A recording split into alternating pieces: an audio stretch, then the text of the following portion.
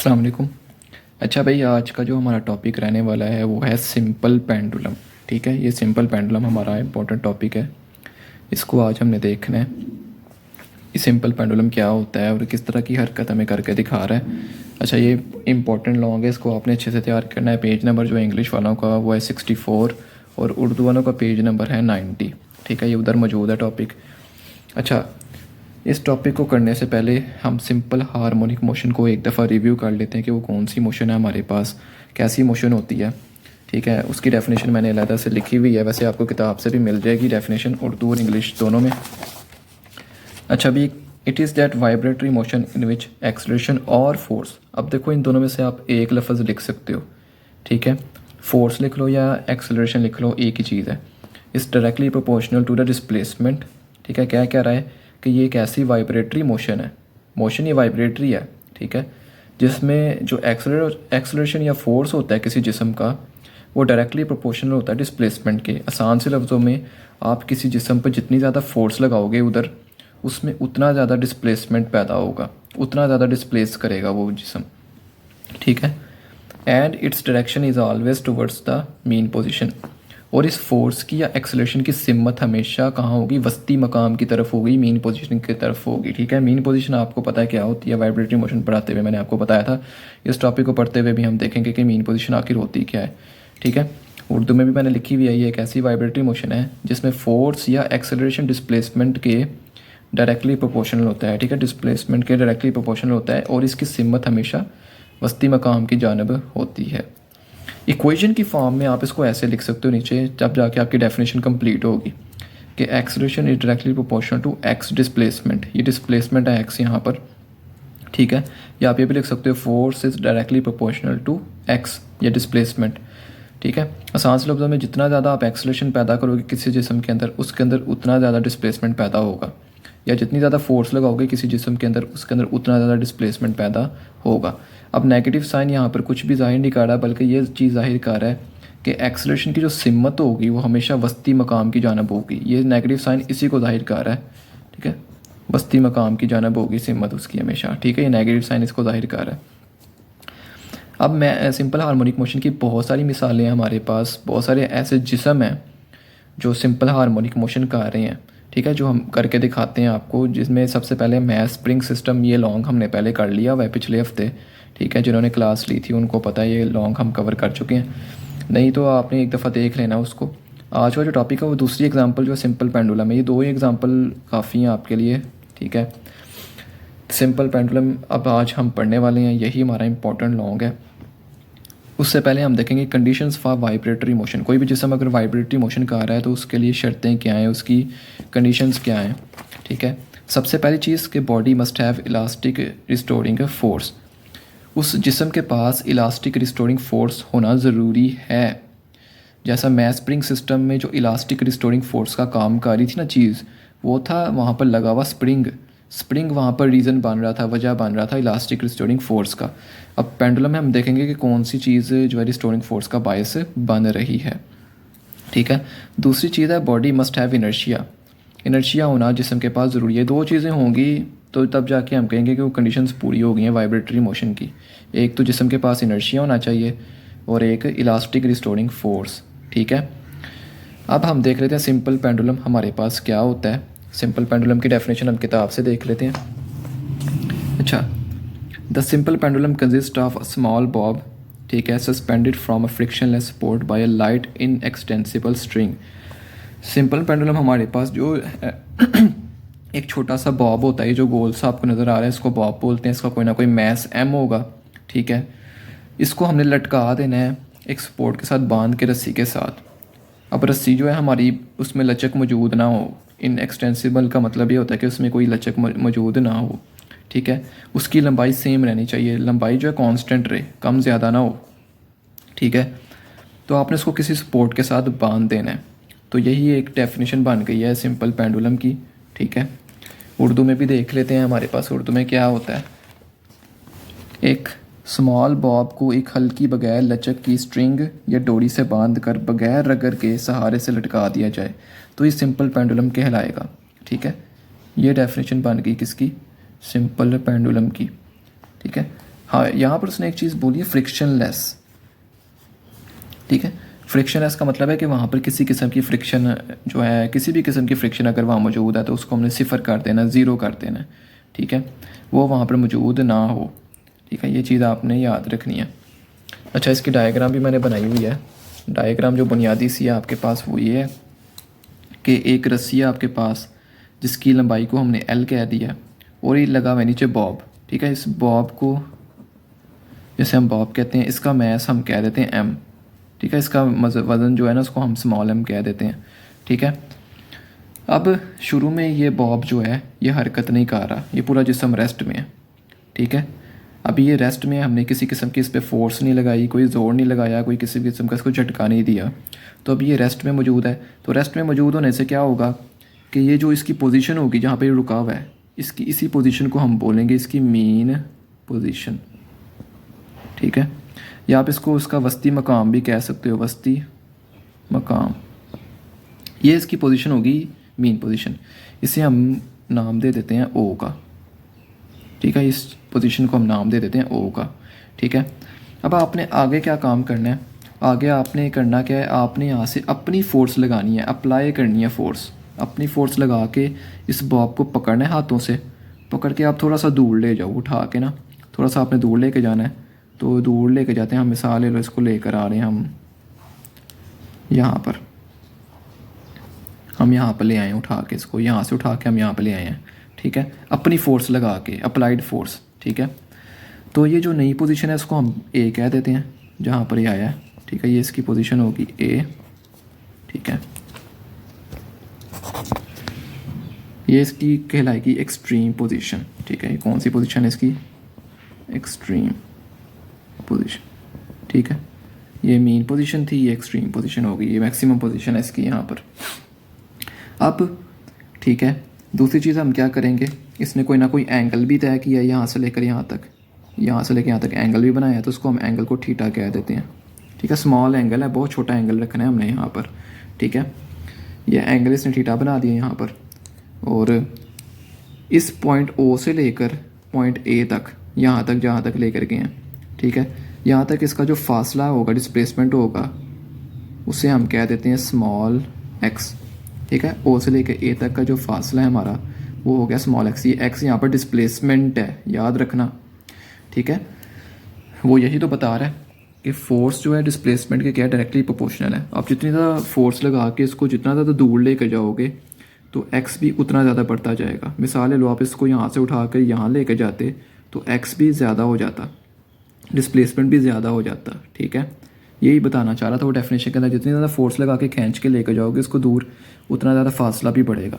जितना ज़्यादा फोर्स लगा के हम इसको पकड़ के दूर लेके जाएंगे, एक्स भी बढ़ता जाएगा, लंबा होता जाएगा एक्स भी, ठीक है। लेकिन हमने यहाँ तक रखा है, इसको यहाँ तक ही काफ़ी है। अच्छा, जो ही आप यहाँ पर लेके जाके इस बॉब को छोड़ोगे, जब आपने यहाँ से अपनी फ़ोर्स हटा लेनी है, ठीक है, अब आपने इसको छोड़ देना, पकड़ के यहाँ से छोड़ दिया। छोड़ने के बाद इस बॉब पर अमल करेगी एक रीस्टोरिंग फोर्स, ठीक है। यहाँ पर अमल करेगी कौन सी फोर्स, रीस्टोरिंग फोर्स अमल करेगी यहाँ पर, रीस्टोरिंग फोर्स। रिस्टोरिंग फोर्स क्या करेगी, इसको खींच के वापस लेकर आएगी, वापस लेकर आएगी यहाँ पर। ये एरो मैंने बनाया, ये रिस्टोरिंग फोर्स खींचेगी यहाँ पर और इसको यहाँ पर लेकर आने की कोशिश करेगी इसकी मीन पोजीशन की तरफ। रिस्टोरिंग फोर्स का काम ही यही होता है कि किसी भी जिस्म को जो है ना मीन पोजीशन की तरफ लेकर आना। तो यहाँ से भी जिस्म क्या होगा, ये मूव करता करता यहाँ पर आएगा, लेकिन ये यहाँ पर रुकेगा नहीं, बल्कि ये आगे निकल जाएगा, आगे निकल जाएगा, बल्कि यहाँ से पहुँच जाएगा यहाँ पर, ठीक है। अब इसकी एक नई पोजीशन आ गई यहाँ पर, ये नई पोजीशन आ गई भाई इसकी यहाँ पर, ठीक है। इस नई पोजीशन को हम नाम दे देते हैं बी का, और ये भी इसकी एक्सट्रीम पोजीशन ही है, एक्सट्रीम पोजीशन या मैक्सिमम पोजीशन भी आप कह सकते हो।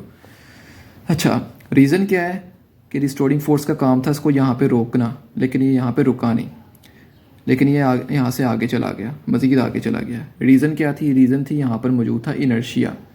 इनर्शिया इसको इजाज़त नहीं दे रहा कि ये यहाँ पर रुके, क्योंकि इनर्शिया क्या बताता है कि अगर कोई जिस्म हरकत कर रहा है तो वो कभी भी नहीं रुकेगा जब तक उसको हम अपनी फोर्स लगा के ना रोकें। जब यहाँ पर जिस्म हरकत करता हुआ आ रहा था तो ये यहाँ पर रुकेगा क्यों, ठीक है, जब यहाँ पे कोई फोर्स ही नहीं इसको रोकने के लिए, तो यहाँ पे रुकेगा भी नहीं, बल्कि ये यहाँ से आगे चला जाएगा, वही सेम हाइट पे पहुँचेगा जहाँ पर ये था। फिर यहाँ पर फिर रुकेगा, रुकने के बाद क्या करेगा कि रुकने के बाद फिर से इसमें रिस्टोरिंग फोर्स पैदा होगी, फिर उसको खींचेगी दोबारा खींचेगी किस तरफ, मेन पोजीशन की तरफ। ठीक है, दोबारा मेन पोजीशन की तरफ खींचेगी, फिर ये यहाँ पर आएगा, यहाँ पर नहीं रुकेगा बल्कि दोबारा से ए पे चला जाएगा, फिर ए पर भी रिस्टोरिंग फोर्स काम करेगी, फिर आएगा वापस यहाँ पर नहीं रुकेगा बल्कि बी पे। इस तरह ये मेन पोजीशन के आगे और पीछे क्या करता रहेगा, वाइब्रेटरी मोशन करता रहेगा। ठीक है, इसकी मोशन वाइब्रेटरी भी है और पीरियोडिक भी है। ठीक है, सिंपल हार्मोनिक मोशन की आपको लास्ट टाइम मैंने डेफिनेशन आसान से लफ्ज़ों में बताई थी कि इसके पास दो तरह की मोशन होती है, एक पीरियोडिक और एक वाइब्रेटरी। ठीक है, वाइब्रेटरी मोशन, दोनों मोशंस को मिला आप ये मोशन है सिंपल हार्मोनिक मोशन, SHM इसको शॉर्ट फॉर्म में कहते हैं। ठीक है, अच्छा ये हो गई इसकी डायग्राम। अब हम काम करते हैं इसकी डेरिवेशन के ऊपर। ठीक है, हमने साबित करना है, प्रूफ करना है कि इसकी जो मोशन होती है वो सिंपल हार्मोनिक मोशन है। ये जो मोशन का आ रहा है पेंडुलम, इसकी मोशन सिंपल हार्मोनिक मोशन है, ये हमने साबित करना है। ठीक है, अच्छा यहाँ पे जो रिस्टोरिंग फोर्स काम कर रही है ना, वो फोर्स है ग्रेविटेशनल फोर्स। ठीक है, यहाँ पे मैं लिख देता हूँ अलग से टॉपिक में, रिस्टोरिंग फोर्स का जो फोर्स काम कर रही है यहाँ पर वो है ग्रेविटेशनल फोर्स, ग्रेविटेशनल फोर्स। ठीक है, स्प्रिंग के मामले में क्या था, स्प्रिंग के मामले में जो फोर्स काम कर रही थी वो स्प्रिंग फोर्स थी, स्प्रिंग की फोर्स थी। ठीक है, रिस्टोरिंग फोर्स जो काम कर रही थी स्प्रिंग के मामले में वो स्प्रिंग की फोर्स थी। यहाँ पर रिस्टोरिंग फोर्स जो काम कर रही है वो ग्रेविटी खींच रही है उसको, यहाँ पर ना ग्रेविटी खींच के लेकर आ रही है यहाँ पर। ठीक है, अच्छा भाई अब हम साबित करते हैं, किताब की तरफ आते हैं, थोड़ा सा किताब पे देखते हैं। कहते हैं भाई साबित करें कि भाई सिंपल पेंडुलम की जो हरकत है वो सिंपल हार्मोनिक मोशन होती है, यही हमने साबित करना है। इंग्लिश में भी उसने कहा हुआ है कि show that motion of simple pendulum is simple harmonic motion. ठीक है, ये हमने साबित करना है। अब जो चीज़ साबित करने के लिए चीज़ें हमने चाहिए थी वो हमने ले ली हैं। ठीक है, अब हमने क्या करना है, यहाँ पर कुछ चीज़ें और अज्यूम करनी है। ठीक है, मिसाल के तौर पर पोजीशन ए पे हम अगर देखें, पोजीशन ए की बात करें, ठीक है, तो पोजीशन ए पर इस बॉब पर एक फोर्स अमल कर रही है जो ग्रेविटी की एक फोर्स है। ठीक है, वो फोर्स है बिल्कुल नीचे की तरफ अमल करेगी इसके। ठीक है, वो फोर्स नीचे की तरफ अमल कर रही है और वो है weight is equal to mg, इसको mg लिख देते हैं हम। ठीक है, इस बॉब पे जो फोर्स अमल कर रही है नीचे की तरफ वो mg है। ठीक है, अब आपने लास्ट टाइम पढ़ा हुआ है कि जब भी आपके पास कोई फोर्स हो, कोई वेक्टर क्वांटिटी हो, ठीक है, मैं यहाँ पर बना देता हूँ, कोई वेक्टर क्वांटिटी आपके पास हो, मिसाल के तौर पर ये आपके पास एक फोर्स है, ये एक वेक्टर क्वांटिटी है, इसके आप दो कंपोनेंट्स बना सकते थे। ठीक है, एक कंपोनेंट कौन सा है, अच्छा भाई आपके पास एक वेक्टर क्वांटिटी हो ना जिसकी सिमत इस तरफ है, इस तरफ, तो इसके आप दो कंपोनेंट्स बना सकते हो। ठीक है, एक कंपोनेंट इसका बनता था एक्स कंपोनेंट, एक कंपोनेंट इसका बनता था वाई कंपोनेंट, ऐसे। ठीक है, एक्स कंपोनेंट में हम इसको नाम देते थे F cos theta, Y component में हम नाम देते थे इसको एफ साइन थीटा। ठीक है, हम ऐसे से एक वेक्टर क्वांटिटी के दो कंपोनेंट बना सकते हैं, दो से ज़्यादा भी बन सकते हैं लेकिन यहाँ पर दो की ज़रूरत ही है हमें। यहाँ पर भी एक वेक्टर क्वांटिटी है, ग्रेविटेशनल फोर्स एक वेक्टर क्वांटिटी है। ठीक है, तो हम इस वेक्टर क्वांटिटी के दो कंपोनेंट बना लेते हैं। ठीक है, एक कंपोनेंट बनेगा कुछ इस तरह से, ठीक है, इस तरफ इससे मतलब बनेगा। ठीक है, एक कंपोनेंट बन जाता है इस तरफ, ये ज़रा टेढ़े बनेंगे कंपोनेंट दोनों, एक कंपोनेंट इस तरफ बना, एक कंपोनेंट ये बना, ये वाला एक्स कंपोनेंट है, ये वाई वाला कंपोनेंट, ये बस उल्टी डायग्राम हो गई है, यहाँ पर डायग्राम और थी, यहाँ पर कुछ और है। ठीक है, अच्छा एक्स कंपोनेंट में जो इसका कंपोनेंट बनेगा एक्स एक्सिस पे वो होगा mg cos ऑफ थीटा। ठीक है, और वाई पे जो कंपोनेंट बनेगा वो बनेगा mg साइन ऑफ थीटा। ठीक है, दो कंपोनेंट हैं mg साइन थीटा और mg cos थीटा। अब हमने इस mg के दो हिस्से बना लिए हैं, एक mg साइन थीटा वाला है इसका हिस्सा है, एक mg cos थीटा वाला हिस्सा है। अब हमने क्या करना है, अब हमने डिसाइड करना है कि हमने इन दोनों कंपोनेंट में से लेना कौन सा है। यहाँ पर दो कंपोनेंट हमारे पास आ रहे हैं, मैं आगे लिख देता हूँ, ठीक है। अच्छा भाई, एक कंपोनेंट हमारे पास आ रहा है एम जी कॉस थीटा, एक कंपोनेंट हमारे पास आ रहा है एम जी साइन थीटा। अब लेना कौन सा, इन दोनों फोर्सेस में से एक लेनी है हमने कम से कम, ठीक है। उसके लिए हम क्या करेंगे, हमने देखना ये है कि इस कंपोनेंट में से और इस कंपोनेंट में से दोनों में से कौन सा कंपोनेंट ऐसा है जो डिस्टोर्टिंग फोर्स का काम कर रहा है, जो इस बॉब को पकड़ के मीन पोजीशन की तरफ लेकर आ रहा है। आप बज़ाहिर तौर पे देख सकते हैं एम जी कॉस थीटा तो ऐसा कंपोनेंट नहीं है, क्योंकि ये रिस्टोरिंग फोर्स का काम नहीं कर रहा। बल्कि अगर हम एम जी साइन थीटा वाले कंपोनेंट को देखें तो ये बॉब को खींच के वापस यहाँ पर लेकर आ रहा है मीन पोजीशन की तरफ, ठीक है। एम जी साइन थीटा वाला कंपोनेंट जो है वो रिस्टोरिंग फोर्स का काम यहाँ पे कर रहा है। तो हम क्या करेंगे, एम जी कॉस थीटा वाले कंपोनेंट को कर देंगे इग्नोर, ठीक है। हमने क्या करना है, इसको इग्नोर कर देना हमने, ठीक है। तो हमने अब जो कंपोनेंट लेना है सिर्फ वो एम जी साइन थीटा लेना है। अब यहाँ से एम जी कॉस थीटा वाले कंपोनेंट को हम कर देंगे इग्नोर, ठीक है। इसको हम नहीं ले रहे, इसको क्रॉस कर देंगे, हम सिर्फ ये वाला कंपोनेंट लेंगे। इसको आगे लेकर आते हैं हम, F is equal to m g sine of theta, ठीक है। साथ आप लगाओगे नेगेटिव साइन, क्योंकि ये डायरेक्शन को जाहिर कर रहा है कि ये डायरेक्शन कहाँ है, हमेशा रिस्टोरिंग फोर्स की तरफ। और इसे हम कह देंगे इक्वेशन नंबर 1, ठीक है। ये चीज़ आपने याद रखनी है। अच्छा भाई, न्यूटन के सेकंड लॉ को हम देख लेते हैं, क्या हम यहाँ पे लगा सकते हैं या नहीं। न्यूटन का सेकंड लॉ क्या कहता है कि किसी भी जिस्म का जिसका मैस m हो, उस पर अगर हम फोर्स लगाएं, खींचें फोर्स लगा के, तो उसमें पैदा होगा एक्सेलरेशन, ठीक है। तो यहाँ पर हम न्यूटन का सेकंड लॉ भी देख लेते हैं, फ्रॉम न्यूटन्स सेकंड लॉ, ठीक है।